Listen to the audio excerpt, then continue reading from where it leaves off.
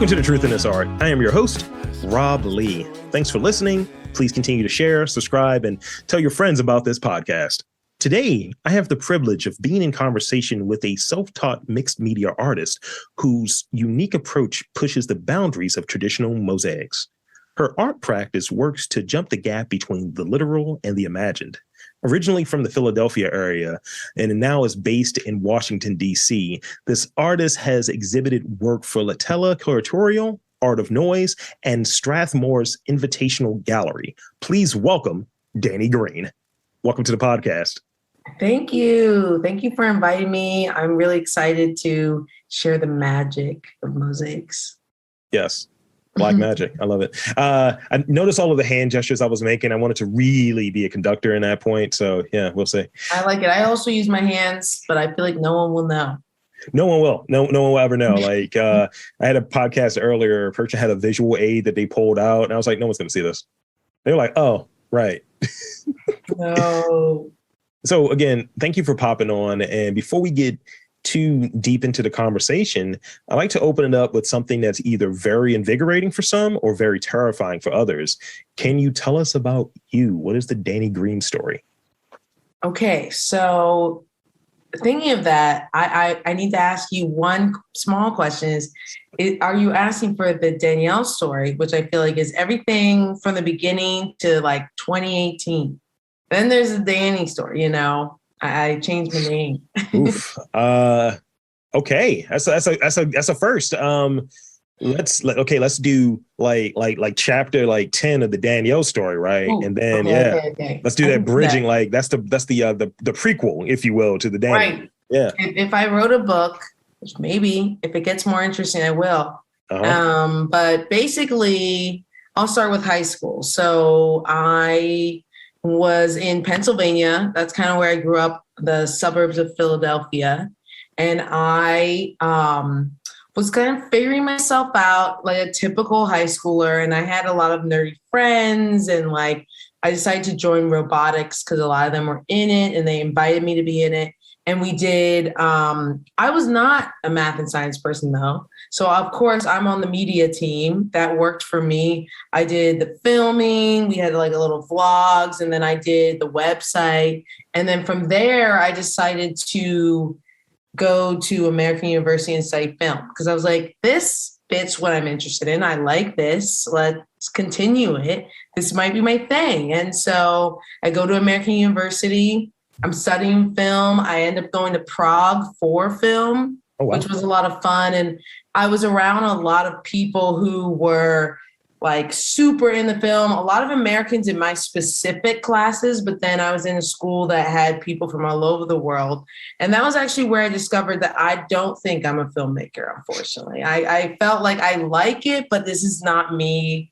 And I had a minor of graphic design. And when I got back, I decided to like really lean into that and take more classes, get serious about it. And I was actually able to graduate early. So I decided that in that last semester, I made this deal with my parents. I said, I'm going to spend this time getting an internship, doing my own thing, you know, doing my own like learning how to do graphic design, watching more YouTube videos, because I had only had that minor on last minute. Yeah. And and I was also a barista. So, and then, I don't know. I can keep going, but more questions now. But yeah, I mean, basically just to bring us to more present day, I couldn't find a job, unfortunately. Classic story of a new graduate. I went back home to Philly suburbs, like was still trying to like figure out graphic design, had a couple side jobs. I worked like at Forever 21, had some internships. And then finally I got a job back in DC. I come back, I'm excited. And then I move into a house with a bunch of artists. So that's kind of where I started to get more excited about art, because I was always doing mosaics on a side and like other crafts, but it was always just like a hobby, I would say at the time, but I would say it was even less than a hobby at the time because I wasn't as committed. I was probably making a mosaic every like 2 times a year at that point. So when I moved in the house, I remember a bunch of artists, they were like, let's do a show. We'll do a show at Colony Club, which is now something else, but it's on Georgia Avenue. Mm-hmm. And we rented the upstairs. We had a little show. And I was like, I like this. I've never done an art show. I'm into this. So I decided to like actually kind of get into it and invest in materials for the first time, like actually spend, I don't know, I spent like $100. I mean, I spent money on it. And that is kind of where it all took off. I also started my Instagram at the time and I didn't like push my Instagram, my art Instagram. I just decided that would be a safe place where I could post a bunch of art stuff. That's when Dany was birthed. Yeah, when I went from Robert to Rob Lee, I think I've been Rob Lee a lot longer than I've been a Robert, if I'm being honest. I think I spent the last 14 years being Rob Lee. And I hate to admit it, and I don't know if you can relate, but it's part of his branding. Part of it is a little bit of branding, but no, that's legit. And I think with it, it's not for me, it's having this notion of being on, but yeah, definitely branding is there. Would Rob Lee say this or would Robert say this? Nice to have that separation in a way though. Yeah, 100%. Because I think that's why I started a new Instagram is I was starting to post it on my regular Instagram, which, it was just a regular person Instagram, I'm posting dinner at, I don't know, Fridays or whatever. Oh. And then, but I started this one because I wanted to have a safe place where I didn't have to I could post things that maybe were ugly or like not cool. And because I was taking a ton of pictures of my work at the time and not feel weird, not feel pressure, like only like my friends or mom was following at that point. And what ended up happening is I actually met a lot or started connecting with other mosaic people. So what is it about mosaics that really brought you in, that really caught your attention initially? Because, you can be anywhere in the art world, but you're here in mosaics. So tell me about that. I'm obsessed. I'm fully in, 2 feet in, but basically, so I'm from the Philly area. Mm-hmm.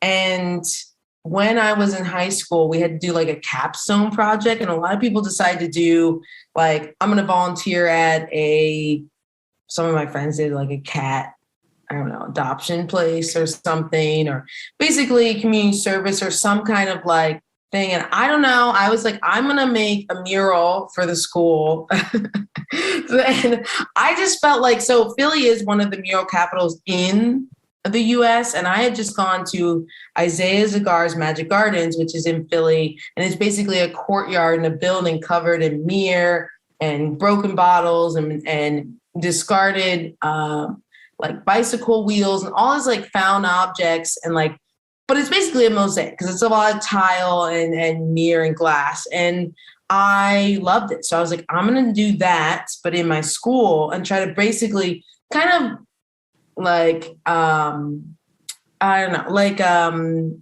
basically put it out there as me trying to connect Philly culture, the Pennsylvania kind of history into my school. Mm. So that was my first mosaic, which was 4 feet by 8 feet. And I was just using broken bottles and mirror that I found and then tile that I got from a tile store in the area. So that's when it all first started. Very good. So I read that you break things, you put them back together again in an attempt to establish the gap between the literal and the imagined. I wonder what sort of things you broke as a kid. Which sort of things did you break as a child? That's a hard question because I was that clumsy kid. I mean, I broke things. I broke myself. I spilled things. My mom always tells this funny story where I guess I decided I was going to roller skate in my apartment to serve people for dinner. And I guess at one point I'm going to the kitchen and they just hear a bunch of crashing, breaking, and I'm I'm good. But I mean, I think for me, that phrase of I break things and put things back together really comes from me, feeling it puts together everything in my interests. of like wanting to break down, the film aspect, like breaking down clips and creating a narrative, and breaking down graphic design, which is like getting content and then breaking that down and then putting it back together to create something that's more readable and that communicates something like a message. And now I'm breaking glass. And so I think, I've always been doing that in a way, And one thing I will say that just came to me is that in high school, I actually took a random like elective that they had, which was 3D expression, which I didn't even know what that meant. But basically at one project, like I think the first project, he had us go to a thrift store, buy a random object, which I think I just had one at home, like a VCR, and I decided to take it apart, and then I made a shoe. So he had us take it apart and then make something new. Yeah. And I think I was just so amazed by that. I do feel like that stuck. So, and I want to move forward on this question because I think it connects. So it's not about the best tools, the resources, and I found that your pieces, as you touched on there, it sometimes includes like found materials. And I know for like podcasters, there are people who have terrible mics who do great podcasts, and people who are terrible podcasters have like the best gear that money can buy. So do you define your work, if you define it, do you define your work to be closer to alchemy or more so making something out of nothing? Oh, interesting.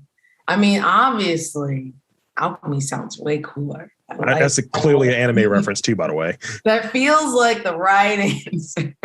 But I think for me, like I just think like I started from found materials. Like I didn't have a lot of money. I didn't have the ability to buy things. So when I did have the ability after I got my first job, I feel like I was like, oh my God, like all these colors, like this is exciting. But then like I realized that it was holding me back in a way. It was actually making my work worse because I didn't have the same boundaries. And I could just go out and buy a sheet of red glass if I wanted that color. Whereas before I would kind of have to be creative and make do and be like, okay, what do I do? And I noticed that I actually, as I'm working all over the board. I'm moving around. I'm not having an idea and then moving linear. I'm putting a little bit here, putting a little bit there. And I started doing that because I knew I might run out of certain colors or certain pieces. Sure. And so it was my way of kind of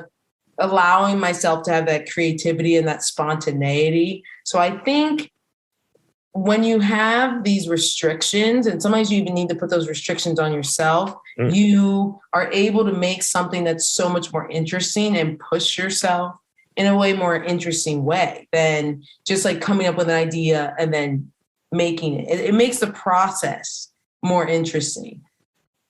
I like that you answered two questions in that piece right there. So shout out to you. I like that. I definitely I think when I feel like creatively stifled, I definitely tap back into that of, all right, let's take out questions. Let's just free jazz it, as it were, and improvise and do that whole thing. And that leads to kind of better conversations, richer conversations versus I'm going to ask this question now and or even in the materials that I'm using. Like I might not have this microphone. I might use a lavalier mic. I might use a different mixer. I might record at a different venue.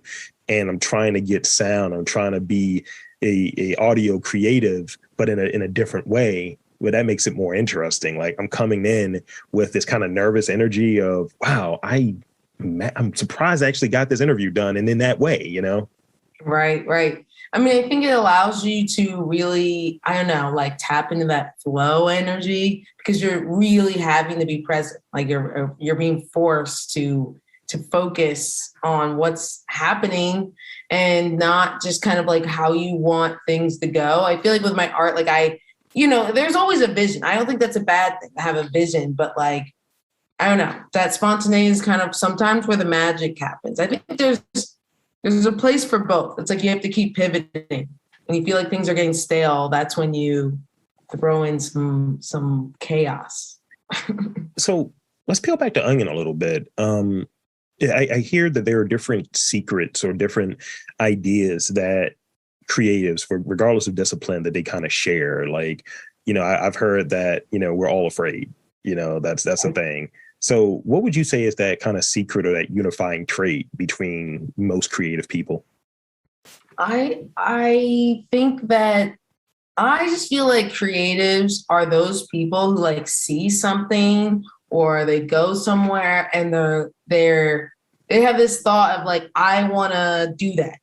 Like, I'm going to do that. I'm going to go home and make that, or I'm inspired. I'm going to incorporate that. And I think that sometimes people see art, especially abstract work. I hear that thing or that phrase where people say, oh, I could do that. I could do that. But I think the artist, the creative person actually is like, I'm going to do it. I'm actually going to do it. And I think that's kind of what happened with me and my mosaics. I saw Isaiah Zagar's, and it wasn't in a egotistical way, but more just like, I want to learn how to do that. I want to figure that out. I want to try that. That looks cool. Yeah. And I feel like artists just don't stop doing that, because I think being creative is just inherently human. And it's just like, I don't know. It's like us artists, we just don't stop doing that. Kids do it. That's one of the things that I think kids using that as a question I ask on occasion of like tapping back into that like childhood or that childlike creativity, because you didn't have those parameters when you were a kid. It was just like you were left to do whatever you were doing. It's like, yo, Batman is going to be green this day. I'm going to do whatever I want. And as you get older, you have either your own insecurities, your own fears, your own sense of accomplishment, even in some instances, or even adults or even other kids saying, that's stupid, I don't like that. And it just kind of compounds. But I like to tap back into it, by, having those kind of like childlike moments of, I'm just going to do it and make it simple, right? Where I'm going to talk to somebody that's interesting like yourself and that does interesting work like yourself, and see if that sparks something in my head that maybe pops up in a later podcast. I may reference you in a later podcast, So how do you tap back into some of that kind of childlike or that childhood sort of creativity and that inspiration that's there? I think that for me, like my whole process, I think in life is literally me just trying to be a younger version of me, trying to tap back into that magic I had then. I think it's just a process of me aging down almost, or like taking what I am who I am, right? We've all aged, we know what we know, but just kind of return to that. And I think that when I was a child, it's not only me just being fearless, but I also think it's like, you just ask questions automatically, like, what if? And you don't automatically judge that question or like rethink that question. And it's me allowing myself to think those thoughts or have those feelings, not judge them immediately, at least. And just understand, my mind is a private place and my studio is a private place. And even though social media exists, I don't need to post everything I make. So sometimes I do play in my studio, right? I don't know. Like right now I was messing with a little bit of like resin and bottles and broken things. I'm thinking like deconstructed mosaic. So I just threw some like broken bottle into resin, and it hardens. I pour more resin on top. I pour more pieces, and it looks weird. It looks like trash, but I think it's interesting. And I'm not going to judge it because I don't have to post it. Only I know. And I guess now you know, and everyone listening. Yeah. I was waiting for you to come to that conclusion. So thank you. Thank you for putting it out there. You can't see it. Oh, no. We're not going to ask for it. I want to make sure that it's asked for. We need visual reference of it. It's fine. It's fine. It's fine. So it's funny. Again, you've given me even more questions. I have like so many rapid fire questions. I don't even know if I answered the question. I'm sorry. I think I lost the question. No. You're doing great. Because you only have one real question left. Oh. And now you have like 10 rapid fire questions though. Oh no. Yeah. Hate to see it. So tell us about, and I did this backwards, but intentionally backwards. Tell us about the most exciting part of your process, of your creative process? I mean, I would imagine, breaking glass. I don't know. What was the most exciting part of your process? See, I think that's what everyone thinks. And what has happened is it's become immune to me.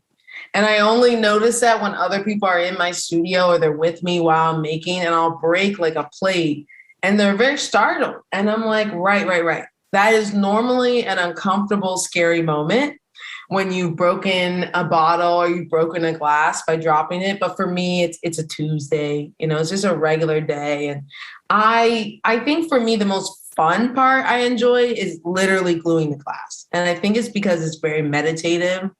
I get in this flow, and there's this part in the middle of making that's just so exciting when you're just gluing and you're just like, wow. I don't know. I'm just responding very intuitively to the colors and the shapes and the pieces.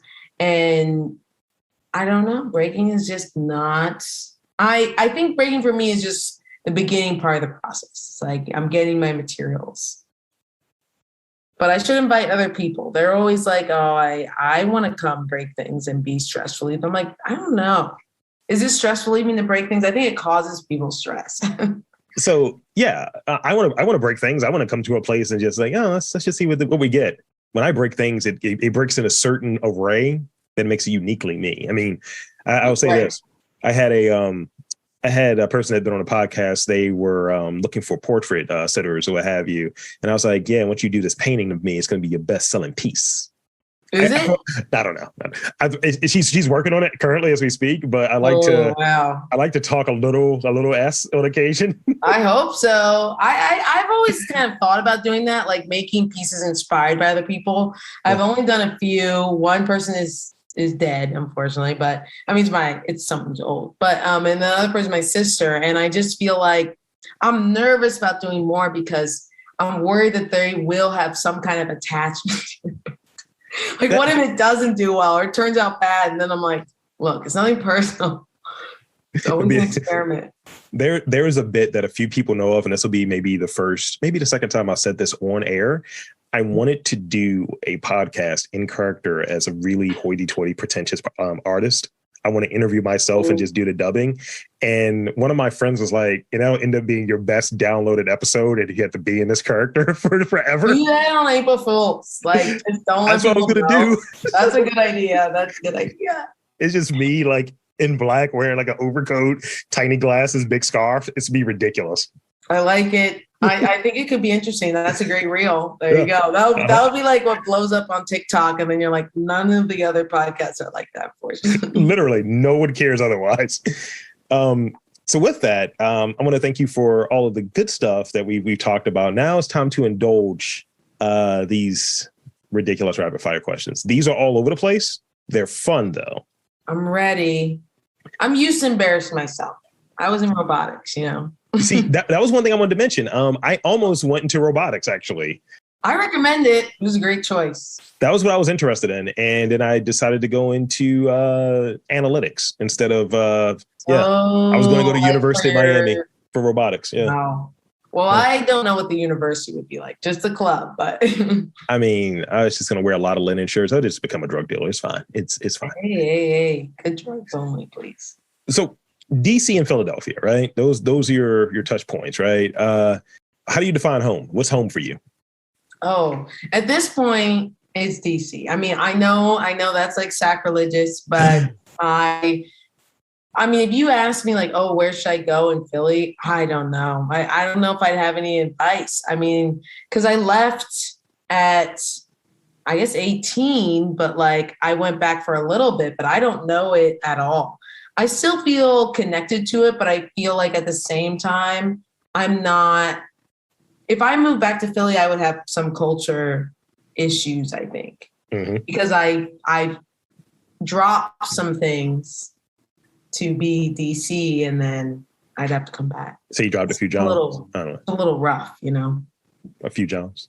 Oh, sorry. These are rapid fire. I just feel like the Philly cheesesteaks are drying up because you said that. No, Philly is a great city. Yes, I'm working on a series of interviews up there currently. I'm back and forth to Philly every 2 weeks for interviews. I'm a big fan. I was just there this weekend, so I'm a big fan. but I don't fit in anymore. I'd have to readjust. Where are you more likely to get this? This is rough, and I think maybe it's more than purely breaking things, right? And kind of so maybe in the idea portion of it, maybe in the writing down the ideas sort of piece of it. Where are you more likely to get work done, in a diner or a cafe? Oh, wow, that's tricky. I think I'm gonna go with the cafe only because caffeine is great. Barista. But the honest truth is I like working solo, but that's like not an option. How do you take your coffee? Black, with sugar. Okay. I just sugar. I used to be a barista. So I used to do all the fun things, but to be honest, I just like regular drip coffee at the end of the day.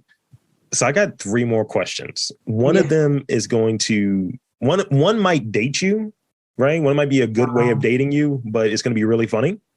I'm worried. So I'm going to ask the other ones first. What is a song that's on your Ratchet playlist? Everyone has a Ratchet playlist. I don't care what anyone says. Everyone has a Ratchet playlist. I think it's just integrated, you know what I mean? And then you have to skip that song. You're like, uh-oh. But recently, I've just been obsessed with Bad Bunny. And then I found one of his older songs. So I've learned he's kind of like become more pop. Yeah. He has some other songs that are a little more, whoa. Okay. But he's fun. If you wrote an autobiography, what would the title be? Uh-oh. I have been asked this before. Uh-huh. But that was in like 2013. So I don't know, would it be the same? But then it was, I have an idea, because I always had a lot of ideas. But I mean, these days, I don't know, maybe it would be like, maybe my little catchphrase, break things, put them back together. Okay. Hopefully one day do. I don't know. I'm hoping things get more exciting. I mean, maybe this will be a chapter, and maybe this interview will be a chapter in it. Who knows? Now, this is the one. This is the tough one. So this is Finish This Lyric. Oh, no. I know. There are 2 songs that come to mind that uses this lyric, and it relates to your work. Okay. Do I have to finish it correctly, or I'm finishing it my way? I'll give you that. You can finish it your way. Oh. But if you can't think of if you can't think of the rest of the lyric, you can name who said it. Right. Okay. That's going to be harder. Broken glass everywhere. Wait, I know it. I know you know it. That's the funny thing about it. Broken glass everywhere. Dany, pick that up because you're going to fall down. I fell down once with that. Cut up my hands. But that's no good. No, broken glass everywhere. Move very slowly. I don't know. I'm going to do the more recent version of it. Actually, I have another one after this. Broken glass everywhere. If it ain't about the money, Puff, I just don't care. Yeah. I do like it. Little Mace action there. You're asking the wrong person the memory questions. I'm sorry. I thought it was very apt. That was an apt question. I mean, I hope that's the case. I like that. That is the lyric, actually, from, I think, Can't Nobody Hold Me Down. I do know it. Dang it. I'm sorry. And I believe the original was what is it? I don't know, Grandmaster Flash and the Furious Five. I don't know. I'm an old person. I don't know what to tell you. This one is last, really stupid, but it's last. What are you, crunchy or creamy peanut butter? Which one do you prefer? Creamy. I refuse. And no pulp. Okay, no pulp. We're on the same page. I feel like they're in the same realm. Okay. I mean, look, I would eat the crunchy. As you should. I prefer, and I've been really into peanut butter lately. Studio snack of the now. I dig it. So with that, that's all I have. I want to thank you for being on this podcast, and I want to invite and encourage you to tell the fine folks about where to check your workout, where to check your website, social media, all of that good stuff, and tell them about your pulp-free life. Thank you. I will. I should honestly tell more about my food preferences and scare people. They will judge me, but you can find me on Instagram is where it's the most like up-to-date stuff. Dany M. Green, DANYMGREN, no E at the end. Don't get confused. My website's just Dany Green, spelled the same way, but with no M in the middle. And I think I might start working on my TikTok, but that's not a thing yet. So just be on the lookout. I am teaching a class at Shop May DC on the 23rd if you'd like to get a ticket. There's only 5 seats left. Well, there you have it, folks. I want to again thank Dany Green for coming on to the podcast and sharing her story with us and telling us about her work and the inspirations that are baked into it. And for Dany Green, I'm Rob Lee, saying that there's art in and around your city. You just got to look for it.